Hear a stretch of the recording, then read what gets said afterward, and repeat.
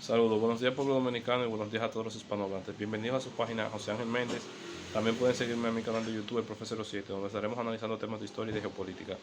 Uno de los temas que estaremos analizando, tocando de manera breve, porque es un tema político, es sobre Yugoslavia. En Yugoslavia, el único país comunista de Europa, el cual no cayó bajo la influencia soviética.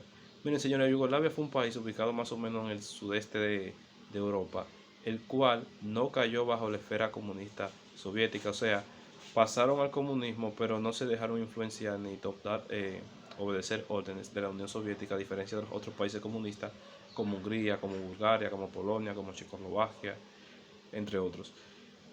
Puede decirse que la razón principal fue porque ellos ganaron, o sea, ellos se libraron de las tropas nazis sin ayuda soviética. Miren qué pasó, señores. Cuando acabó la Segunda Guerra Mundial en el año de 1945, la Unión Soviética quedó como el país más fortalecido, puede decirse que de Europa, aunque ellos no se consideran tanto europeos, puede decirse que de Europa. Entonces, la Unión Soviética expande el comunismo a los países que ellos ayudaron a ganar la guerra, como Hungría, Polonia, Bulgaria, Checoslovaquia, entre otros. Entonces ellos impusieron el sistema comunista en todos esos países. El comunismo llegó a Europa del Este más que por revoluciones, por divisiones del ejército rojo prácticamente.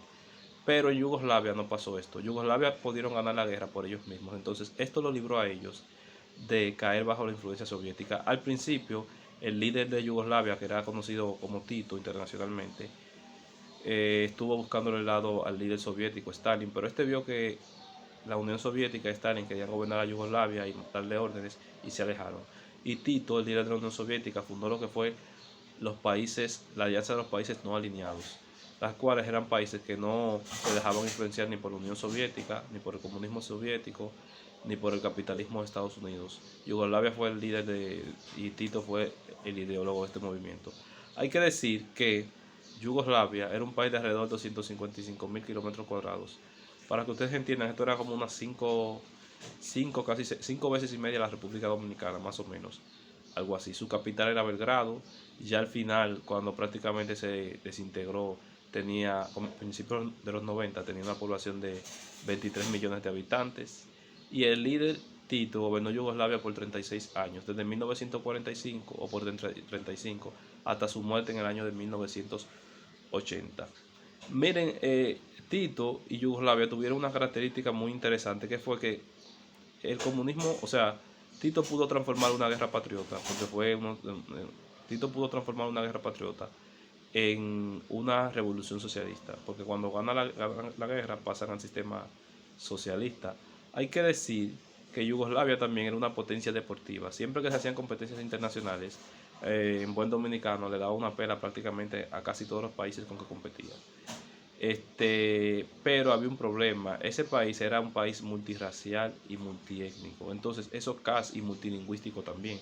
Tenía prácticamente 3 idiomas principales. Entonces, eso casi siempre genera problemas, porque cuando hay un país multicultural, en exageración, es difícil que haya una unidad y casi siempre termina pasando eso. Parecido a lo que pasó en la Unión Soviética, un país con 15 repúblicas diferentes, idiomas diferentes, religiones diferentes, y eso influye un poco, eso no ayuda mucho a la igualdad entre etnias, cuando hay tantas así. Entonces pasó que se terminó desintegrando a principios de los 90. Yugoslavia formó parte importante de lo que fue, o sea, jugó un papel fundamental en lo que fue la Guerra Fría.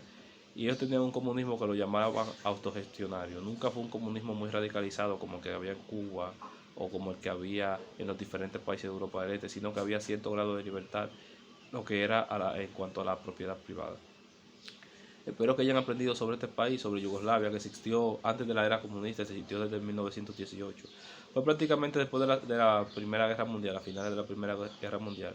Fueron las grandes potencias europeas que crearon ese país.